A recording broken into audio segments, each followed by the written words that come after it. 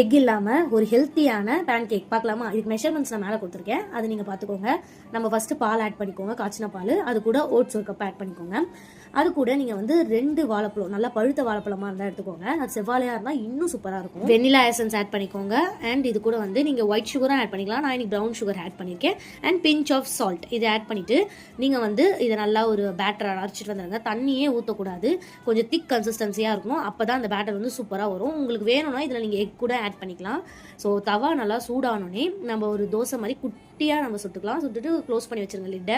So லிட்டை close பண்ணிவிட்டு பொறுமையாக நீங்கள் டர்ன் பண்ணிங்கன்னா சூப்பர்பான ரொம்ப டேஸ்டியாக இருக்கும் இந்த பேன் கேக்கு. நீங்கள் மார்னிங் பிரேக்ஃபாஸ்ட் இல்லை பசங்களுக்கு ஸ்நாக்ஸ் கூட கொடுத்து அனுப்பலாம். இந்த மாதிரி உங்களுக்கு வேணுன்ற நட்ஸ் ஆட் பண்ணிக்கோங்க. நான் இன்னைக்கு choco chips and nuts and வந்து சாக்கோ சிரப் ஆட் பண்ணியிருக்கேன். ஸோ உங்களுக்கு வேணுன்றதை ஆட் பண்ணி சர்வ் பண்ணிங்கன்னா சூப்பராக சாப்பிடுவாங்க. அண்ட் ரொம்ப ஹெல்த்தியும் கூட. இந்த மாதிரி யூஸ்ஃபுல்லான வீடியோஸ்க்கு சப்ஸ்கிரைப் பண்ணிக்கோங்க. தேங்க்யூ ஃபார் வாட்சிங். Love you all.